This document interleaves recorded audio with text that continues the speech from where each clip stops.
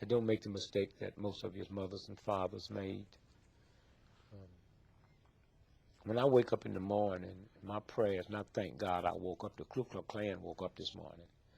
The drug pushers woke up this morning. I thank God that I made another 24 hours in the most vicious, nasty, hateful, insane nation that's ever existed with my wits, without hating, without being bitter, and without being mean. And I thank God that I survived 24 hours in that type of atmosphere with the type of amusement and friendliness. And so I would say to young folks, don't be in a state of denial of the racism and sexism, but don't let that block you. Don't teach your children that you have to be twice as good as a white. That's an awful thing to teach a child. Mm-hmm. That's like saying because you're black, white America has a right to change your dollar for 94 cents.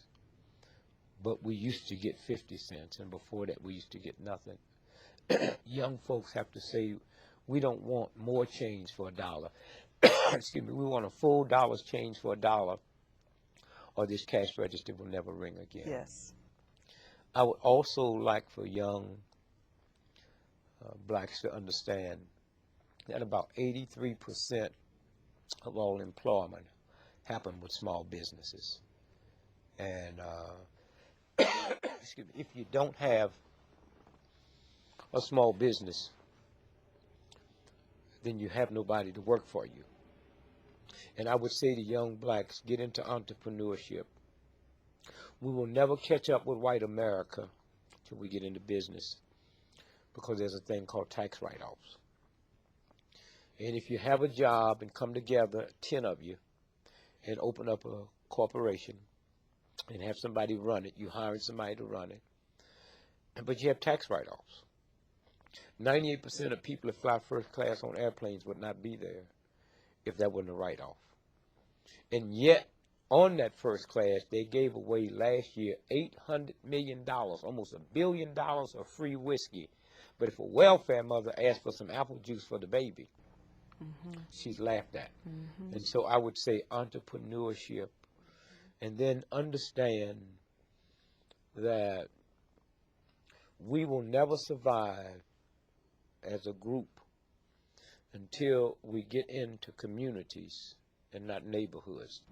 A community is, I control the police, the banks, the schools, the firefighters, and I control the flow of the money.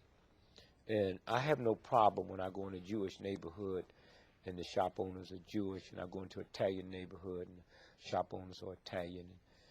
I have a problem when I come in a black neighborhood and the shop owners is not me. A Korean has a right to come in and buy my shop for $30 million more than it's worth. That's good business.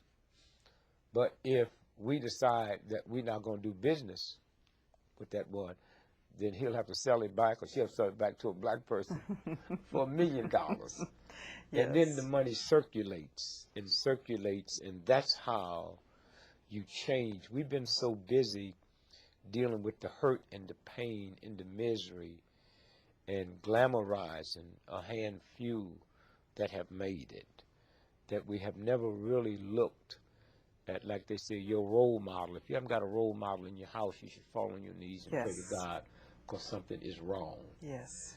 And so I would say to young folks, it's not about alcohol, but it's hard for me to say that to you when a 5-year-old got to reach past mama's beer and papa's wine to get some mayonnaise.